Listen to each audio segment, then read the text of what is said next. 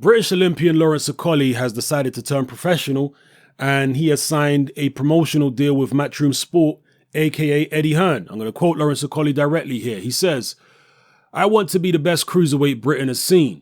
David Haye has done great things, so has Johnny Nelson and many others. But I want to cement my legacy, have my name go down in history, and maybe follow Haye by winning the heavyweight crown too.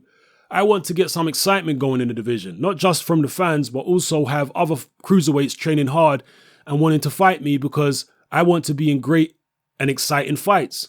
I want to have 6 to 8 fights in 2017, and I'll be looking to get 6 to 8 knockouts. I mean business. Even though I've only had 26 fights, people are going to say that I should be able to beat everyone because I've been to the Olympics. There's pressure there, but it will bring the best out of me. Even if people expect me to win, because then I will want to win in style and make a statement.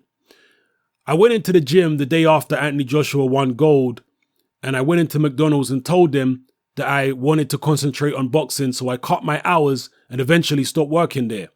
I've got natural abilities to box. I was never good at other sports, but boxing happened to be one that I've done well in. It's been down to hard work, application, and dedication. I think with most things, if you put time and effort in, you will get better. If you have 2 fighters that are on a similar level, 9 times out of 10, the winner will be the one that puts in more time to win, and I'm going to bring that to the pro games. I have a lot of self-belief, but there's always that shadow of doubt there that can you do this? The answer is always yes, but the question is there. Getting thrown in at the deep end is something that works for me, as if I know that I'm going to win. I can go through the motions. But if the pressure is on, there's a big crowd, it's a must win, that's when I produce my best. Outside the ring, I want to be a role model in Hackney and show people there that if you work hard and believe in yourself, you can achieve a lot. So those are the words of Lawrence Okolie. I'm now going to quote Eddie Hearn. He had a few things to say. He said, "I am delighted to welcome Lawrence to the team. Lawrence is the first Team GB Olympian to turn over, and I think he has a huge future in the cruiserweight and heavyweight divisions.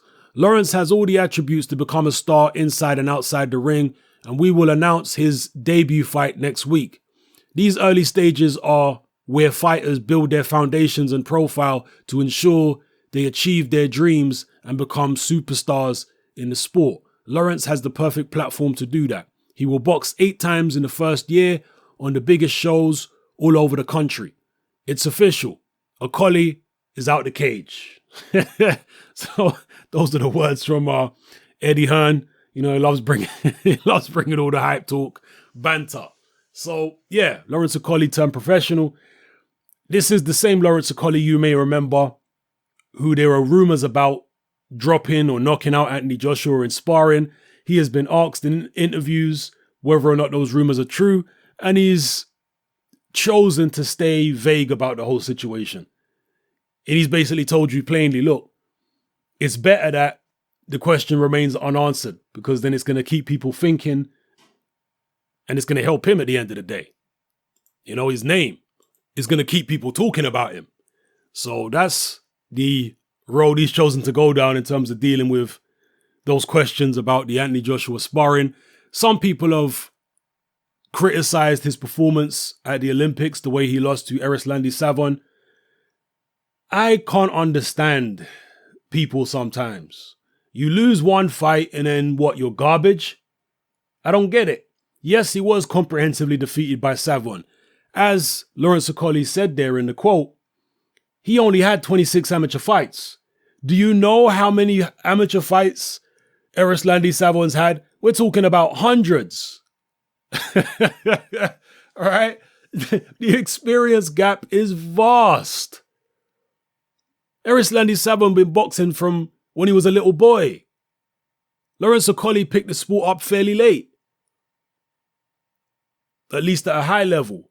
So, you know, only 26 amateur fights. So he's supposed to be losing to people like Erislandy Savon. Why is that a big deal? Why is that something to worry about?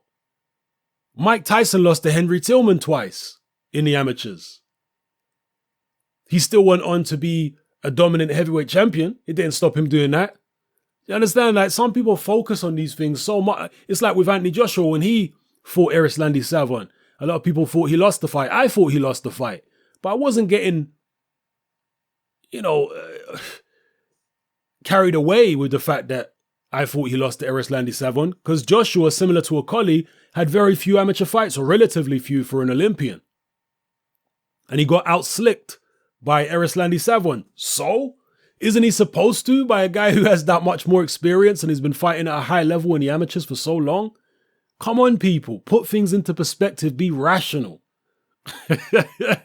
Some people just don't have the ability to be rational for some reason. Anyway, let me not go off on a tangent too much here. Lawrence Okolie has signed to Matchroom.